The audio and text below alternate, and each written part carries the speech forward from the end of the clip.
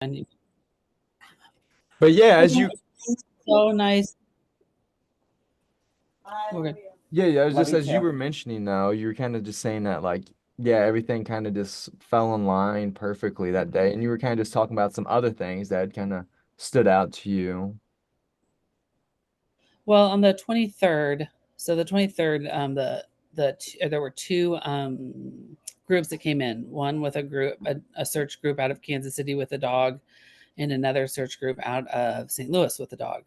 And the dog ended up, one of the dogs ended up hitting on the corner of the pond, this one specific area, and the dog like responded like the people that the dog's controller said that she had never seen the dog respond this way ever in a search, and he was just splashing and adamant at the water.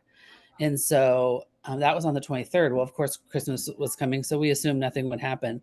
But we live in a community that's very Christian oriented, and we are family oriented. But all the divers got up that morning, on the morning of the 24th, Christmas Eve day, and they went out there, and they were out there by 8 o'clock in the morning searching. And to me, I just think, they didn't have to do that. But Hmm. but am I, I'm guessing, or I feel like they were just like, I can't sleep. I'm not going to be able to celebrate Christmas without knowing or being able to get in there and give his family the information that they need. And so literally, I mean, the first call that what time do we get? On the 24th, Yeah. 8:53. Yeah. 8:53 was the first phone call we got that they'd hit on something, and then not 40 minutes later then they called about the titanium hip. So I mean, those guys got up at the crack of dawn, went out there on Christmas Eve morning, left their families, left whatever, and voluntarily went out there and found him that day so that this family could finally have a Christmas with knowing where he is. Hmm. And those are two of the things that just, I don't know. I just think they're really poignant parts of the whole story. So, Hmm. And I think that is really important, what you kind of added is that yeah, the community was, willing to help. And, I think, it's so often that, we don't think like there's good in the community, and there's not, you oh, just don't really hear good news, really kind of seems like. And, as you mentioned, their willingness to get up on Christmas Eve and go out and do that, like, that is real. I think that's something that needs to kind of have some light shed on it. Definitely. it definitely, the community has been so amazing. And I think that that's just one of the things that's really helped. Hold on. Sorry. I don't know how to shut that off. Hmm. Um, but anyway, that's one thing that, the community has been, so supportive. Even when I got involved kind of just, um, because I've said from the beginning, if my brother were missing, I would want the whole world to stop and come and find my brother. You shouldn't go to work. You shouldn't go do anything. You should just for my brother. I mean, that's the way I felt about it, and that's why I got involved. And so when the community, but I would be out and about in the community for different things, or I'd see people, and I mean, I got asked questions all the time. Hey, what's going on with the search? Have you guys had any luck? Or, have you heard anything? I mean, the community was really involved in Camden, the whole lake area. But then there was a nationwide community. I mean, there were people reaching out to Yvonne from all over the country, and or just Yvonne would post something and there would be prayers, or praying for you, or we're thinking about you, or I just thought about this story the other day, or it really did have an effect on a lot of people. So Hmm. to have to have the community support, and then this current sheriff just and his support staff being so wonderful really has made a huge difference. Definitely. Tony Helms, like Yvonne said, Tony Helms has never told us no. And we've been gone in there with different search groups. um, you know no, we've been able to go and do whatever we wanted to do wherever we needed to do it, and everyone has been so wonderful and so supportive of the search. Hmm. Everybody wants his family to have some peace. Definitely. And so it's pretty cool. Yeah, so like I said, I didn't know really, Mindy, if you were gonna how we were gonna kind of break this up, if you were kind of wanting to answer some of these questions or No, she's going to. I'm a talker. yeah. Yeah. So this is Yvonne. This Nice, is Donnie's sister. Hi. nice to And meet so you. Nice to meet you. Like I said, however you want to. appreciate your guys' time this afternoon. And I was kind of telling Mindy, I know this has been a difficult time for you guys, and just with all the media requests you were probably getting. So I didn't really want to take up a bunch of your time this afternoon. I just had a few kind of quick questions for you. I didn't know if Mindy kind of giving you the opportunity to, all right, if you would kind of want me to run you through some of the questions I had in mind. 'Cause I only really, Ask away. Just okay. ask away. Well, like I said, I really appreciate the time, Yvonne, and like I said, we can go ahead and just get started with, because I know, How's that view? Is that good? I think that would work great for me. But yeah, Yvonne, like I said, I just had, three questions for you, then the chance to add any additional information. Um, but I was kind of curious, Yvonne, if you could first, kind of talk about the man that Donnie was, what was he kind of like? Um, as a grown man, he was an amazing human being. He loved meeting new people. He loved talking and telling stories. He was very, very intelligent. Um, very physical until obviously he lost, his leg. He still was physical. Trust me, he could get places that normal people couldn't get to with crutches. But just a big heart, a very big heart.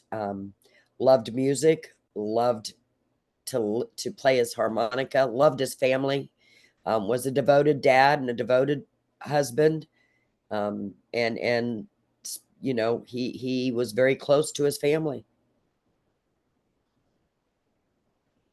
Yeah. And then like I said, I was kind of curious as well, if you could kind of talk, what that these discoveries mean to you and your family.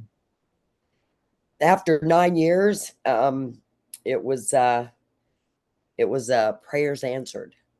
It was blessings upon blessings. It was the best Christmas anybody could ever give me and my family. Um, it's been a hard road, a lot of mixed emotions, even some of the same emotions that were there when he went missing are still there on top of new ones, because you get to the point where you finally accept the fact that you may never find your loved one. It may never happen in my lifetime. And so you accept that.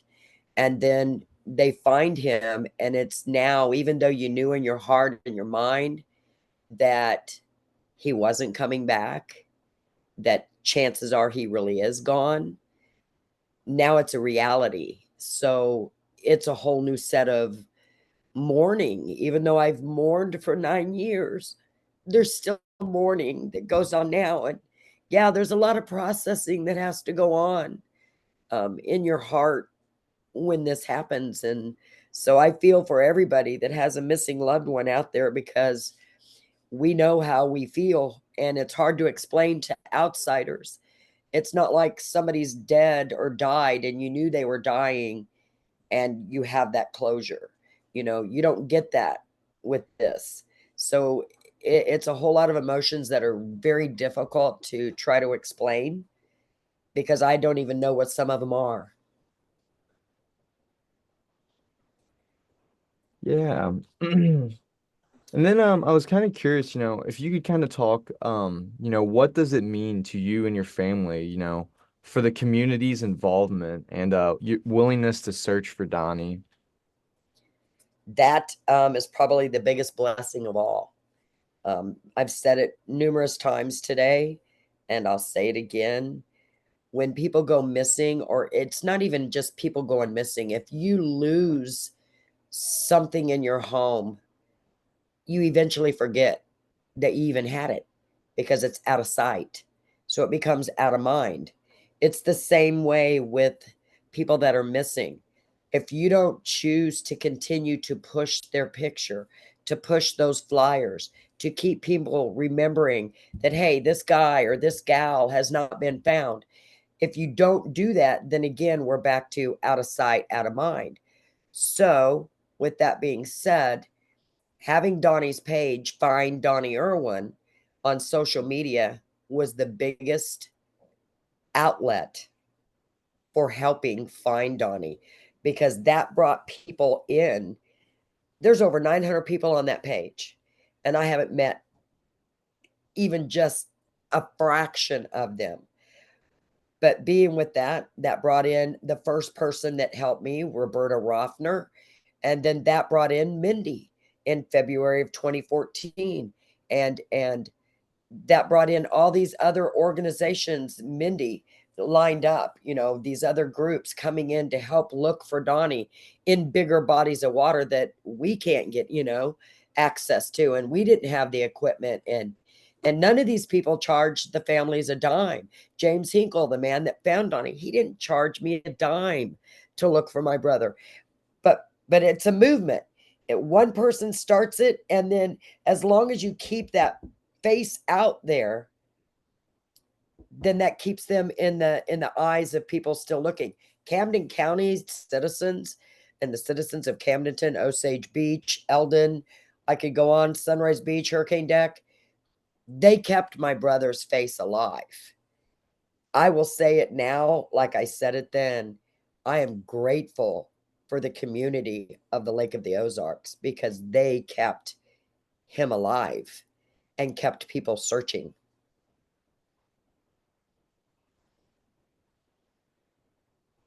Like I said, I really appreciate the time, Yvonne. And of course, my thoughts and prayers are with you and your family, during this time. And like I said, I really appreciate your time. And just lastly, I was kind of curious, if there was any additional information you would like to add, or anything I may have missed that you would like to add to.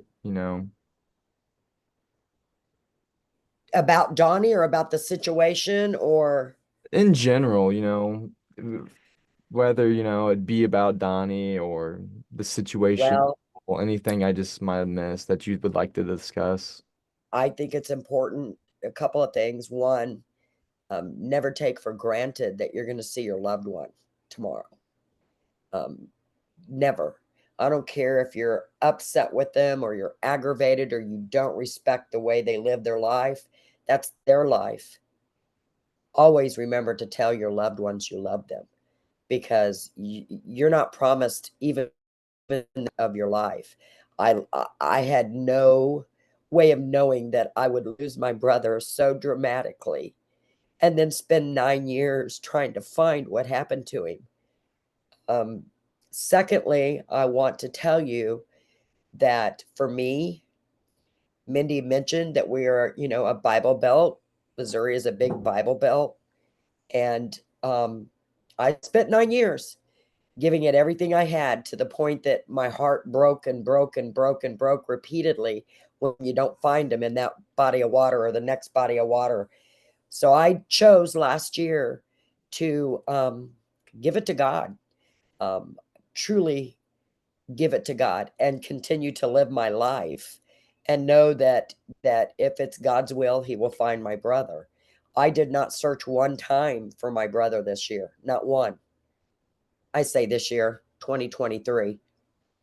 And the amazing thing is the way that the car was found, the way the dog acted, and the fact that he was found the same month that he vanished in. It was God's will that brought my brother home. And I want people to know that. I want them to know that we can bust our rears and do all that we think we can to make a difference, but sometimes it's not our will. So that's what I wanted to say. Awesome. Yvonne, like I said, I really appreciate your time. Like I said, my thoughts and prayers go out to you and your family during this time. And I really appreciate your time this afternoon. And like I said, thank you for as well, Mindy, for your, willingness to help me during this time. And, said everyone involved with helping Yvonne, I think what you guys are doing is very important. And, I think just the message that can kind of come out, what you'd mentioned, Yvonne, the importance of just being a good person and helping one another, I think it's Yes. just a really important story that people, that people can take a lot away from. And We've Exactly. we've lost the human race has lost the compassion that we should have for each other. Mm-hmm. And I know it's out there because I have felt it for the last 9 years. And it is so important that you do love your neighbor and you do care for your neighbor, and you got to think about what would you do, you know? And yeah, it's a big deal. We need to get back to caring about each other. Definitely. And I think it's a huge part that you had mentioned too, like people will say, they feel for you and their heart goes out to you, but until you're in those shoes, you really don't know. So, but like I said, I really appreciate you guys' time this afternoon. Like I said, I know you guys have both had a long day, so I think we can go ahead and end things there. But like I said, really appreciate both of your guys' time this afternoon. Okay, well, no problem. Reach out if you have any questions. Thanks, Ryan. Will Thank you, do. Ryan. Thank you guys. Have a good one. You too. Bye-bye. Bye bye.